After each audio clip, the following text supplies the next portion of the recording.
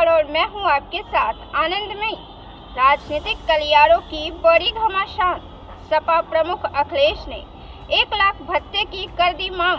संसद सत्र आरंभ हो गया है। भाजपा ने कांग्रेस के आपातकाल पर चोट किया है, जिसके बाद विपक्ष एकजुट होकर जवाब देते हुए नजर आ रहे हैं। समाजवादी पार्टी प्रमुख अखिलेश यादव ने कहा, बीजेपी ने आज जो कुछ भी किया है वह सिर्फ दिखावा है। उस समय यानी कि आपातकाल के समय सिर्फ वे ही जेल नहीं गए थे, बल्कि सपा और अन्य नेताओं ने भी उस समय को देखा है। हम कब तक अतीत की ओर देखते रहेंगे? क्या बीजेपी लोकतंत्र रक्षक सेनानी को दिया जाने वाला भत्ता बढ़ाएगी? लोकतंत्र रक्षक के लिए अखिलेश ने 1 लाख भत्ते की मांग कर दी। प्रधानमंत्री मोदी ने सदन का राजनीतिकरण कर दिया। निर्दलीय शब्द पप्पू यादव के नाम के आगे लगा।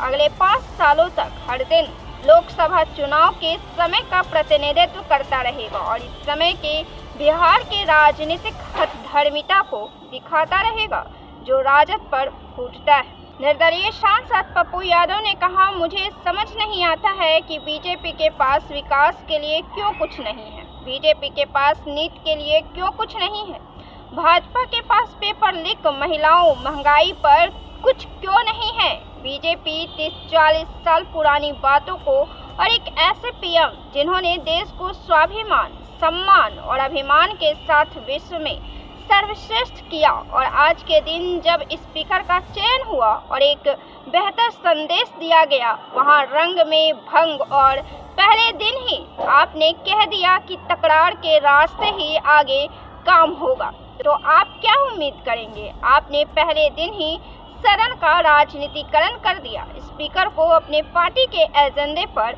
बाध्य कर दिया। चिराग हो गए अब अधिक परिपक्व। चिराग पासवान बिहार की राजनीति में काफी तेजी से खुद को बैकफुट से सजीव राजनीति में एक्टिव किया है और आज देश की राजनीति में मजबूत स्तंभ के तौर पर खुद को पेश करते हुए नजर आ रहे हैं। चिराग पासवान अब परिपक्वता से जवाब देते हैं, संयमित जवाब, और एक ऐसा जवाब जो सत्तारूढ़ दल को ना तो सह देता है और ना ही विपक्ष के कलेजे में सुई चुभता है। आपातकाल पर तेज बहस छिड़ी हुई है। भाजपा उन दिनों को याद दिलाने की कोशिश में लगी है तो कांग्रेस 50 साल पुराने मुद्दे को नजरअंदाज करने का जिक्र करती हुई नजर आ रही है। ऐसे में मोदी के भक्त हनुमान केंद्रीय मंत्री चिराग पासवान ने आपातकाल को लेकर कहा है कि इमरजेंसी एक ऐसा दौर था जिसे इतिहास में एक काले खंड के तौर पर देखा गया। जिस तरह से इमरजेंसी के दौर में पूरे देश को बंदी बनाने का प्रयास किया गया, देश पर तानाशाही थोपने का प्रयास किया गया, वर्तमान और आने वाली पीढ़ियों को इससे सीख लेने की आवश्यकता है। ओम बिरला के स्पीकर चुने जाने पर जताया सौभाग्य। ओम बिरला के स्पीकर चुने जाने पर केंद्रीय मंत्री ज्योतिरादित्य सिंधिया ने कहा, ये हमारे लिए सौभाग्य है कि उनके संरक्षण और उनके निर्देश के अनुसार लोकसभा चलेगी। पिछले 5 साल जिस क्षमता के साथ उन्होंने सदन चलाई थी, हमें आशा है कि उसी आधार पर आगे सदन चलेगी। प्रधानमंत्री मोदी की सिपाही बनी कंगना। एक तरफ जहां चिराग पासवान पीएम मोदी के हनुमान के तौर पर राजनीति में जाने लगे हैं, वहीं अब कंगना भी पीएम मोदी की भरोसेमंद सिपाही बनती हुई नजर आ रही हैं। कैरियर के शुरुआत में कभी बॉलीवुड इंडस्ट्री में चिराग और कंगना एक साथ नायक नायिका के रोल में नजर आ चुके हैं और अब जब दोनों एक साथ राजनीति में सफल होते हुए नजर आ रहे हैं तो ऐसे में चिराग से कंगना पर सवाल भी पूछे जाने लगे हैं। वहीं कंगना पीएम मोदी के बयान को मजबूती देती हुई नजर आ रही है और विपक्ष को करारा खामोशी देते हुए। इमरजेंसी के 50 साल पूरे होने पर भाजपा सांसद कंगना रनौत ने कहा, जो सबसे ज्यादा संविधान की दुहाइयां देते हैं उनको इस बात की भी जिम्मेदारी लेनी चाहिए। वो अपनी दादी और पिताजी ने के नाम पर वोट बटोरते हैं तो क्या वे उनके किए गए कारनामों की भी जिम्मेदारी लेंगे? आज जो संविधान की सबसे ज्यादा दुहाइयां देते हैं वे खुद का भी ट्रैक रिकॉर्ड देखें। पायलट ने राहुल के विपक्ष नेता होने पर जताया गर्व। राहुल गांधी के लोकसभा में विपक्ष के नेता चुने जाने पर कांग्रेस नेता सचिन पायलट ने कहा, राहुल गांधी के विपक्ष का नेता चुने जाने से सिर्फ कांग्रेस ही नहीं बल्कि पूरा विपक्ष ऊर्जा से भर गया है। राहुल गांधी ने हमेशा इस सरकार को चुनौती दी है और पारदर्शिता के लिए लड़ाई लड़ी है। विपक्ष की उम्मीदें बढ़ गई है। परंपरा यही है कि अगर अध्यक्ष बिना चुनाव के चुना जाता है तो उपाध्यक्ष विपक्ष का होता है। यह सरकार गठबंधन की सरकार है। एनडीए ने सरकार तो बना ली है, लेकिन भविष्य में क्या होगा यह कोई नहीं जानता। दो बड़े सहयोगियों की मदद से सरकार बनी है, भविष्य में क्या स्थिति बनेगी यह कहना मुश्किल। जब ओम बिरला ने एक झटके में 100 सांसद को निलंबित किया था, शिवसेना नेता संजय राउत ने कहा, हमने विरोध नहीं किया। परंपरा है कि चुनाव नहीं होना चाहिए। हमने ये भी दिखाया कि हम आपके सामने खड़े रहेंगे और हैं। ओम बिरला ने एक झटके में 100 से ज्यादा सांसदों को निलंबित कर दिया था।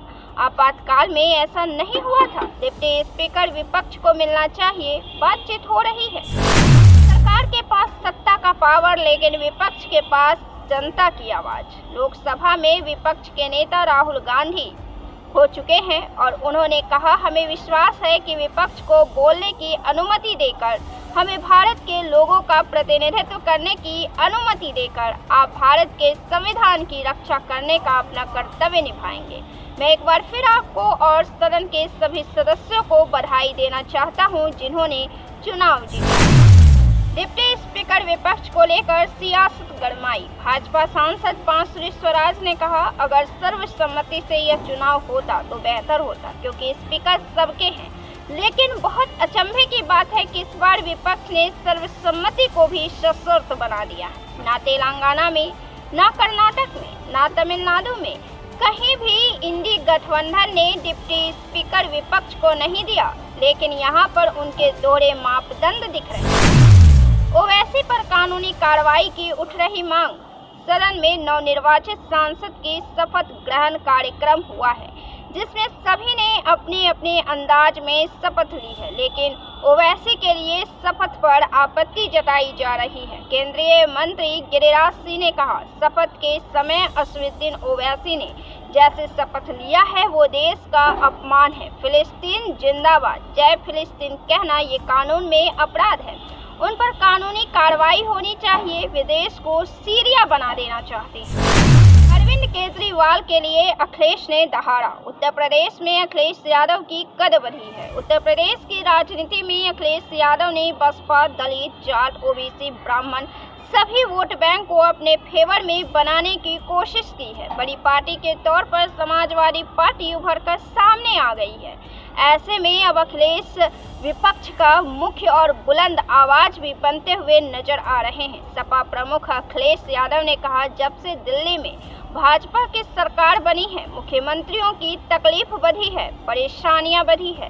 दिल्ली यानी कि केंद्र सरकार से जो सहयोग और मदद मिलनी चाहिए उसे भी सरकार ने पूरा नहीं किया। केंद्र सरकार ने सबसे ज्यादा भेदभाव अगर किसी के साथ किया है तो वह दिल्ली सरकार के साथ और खासकर अरविंद केजरीवाल जी के साथ किया है। केंद्र सरकार लगातार उनको तकलीफ, परेशानियां पहुंचा रही है। जब उन्हें हर जगह से राहत मिलने का काम शुरू हो गया, जब वो बाहर आ जाते तो चल न पाए, सरकार न चला पाए, इसलिए फिर उन पर न जाने कौन सा मुकदमा लगाकर उनको फंसा दिया गया है। सीबीआई के लोग लगातार लोगों को फंसाते हैं और उनको फंसाते हैं जिनसे भाजपा को खतरा है। 2024 में मेरा एक ही सपना था, अपने प्रधानमंत्री को फिर से प्रधानमंत्री बनते हुए देखना। चिराग पासवान ने कहा, मैंने 2014 में नरेंद्र मोदी को भारत का प्रधानमंत्री बनाने के एकमात्र लक्ष्य के साथ राजनीति में प्रवेश किया। हम उस समय यूपीए में थे। मैंने अपने पिता को समझाया कि हमें मोदी की सेना में शामिल होना चाहिए। मैं पीएम मोदी का हनुमान हूँ। 2024 में भी मेरा एकमात्र लक्ष्य और इच्छा मेरे प्रधानमंत्री को फिर से प्रधानमंत्री बनते हुए देखना है। इस राम नगरी अयोध्या में बनेगी संग्रहालय। उत्तर प्रदेश की रामनगरी अयोध्या में विश्व स्तरीय भारतीय मंदिर संग्रहालय के निर्माण के प्रस्ताव को उत्तर प्रदेश की योगी सरकार ने हरी झंडी दे दी है। प्रदेश के पर्यटन मंत्री ठाकुर जयवीर सिंह ने मुख्यमंत्री योगी आदित्यनाथ की अध्यक्षता में हुई राज्य मंत्रिमंडल की बैठक के बाद पत्रकारों को बताया कि टाटा सन्स कंपनी ने केंद्र सरकार के जरिए एक प्रस्ताव राज्य को दिया था, जिसमें कॉर्पोरेट सामाजिक से 650 करोड़ रुपए की लागत से अयोध्या में एक विश्व स्तरीय भारतीय मंदिर संग्रहालय के निर्माण की पेशकश की गई। बिहार की बुलंद आवाज बन गए सदन में पप्पू यादव। पप्पू शपथ लेते ही पप्पू यादव ने बिहार को विशेष राज्य का दर्जा देने की मांग और कवायद तेज कर दी। जिस तरह पप्पू यादव ने पूर्णिया में अपना काम शुरू कर दिया है, वह पप्पू यादव के कद को बढ़ाने वाला साबित होगा। पप्पू यादव बिहार के विशेष राज्य के दर्जे के लिए भी अपनी कवायद तेज करते हुए नजर आ रहे हैं। ये तो अभी फिलहाल ट्रेलर है। बिहार के पूर्णिया से जीते पप्पू यादव भी शपथ लेने संसद पहुंचे। ऐसे में उन्होंने भी नारेबाजी करने की कोशिश की तो संसदीय कार्य मंत्री किरेन रिजिजू और प्रोटेम स्पीकर ने उन्हें रोका। ऐसे में पप्पू यादव ने सत्ता पक्ष के सांसदों की तरफ निशाना साधते हुए कहा, मैं 6 बार का सांसद हूँ, आप मुझे सिखाएंगे।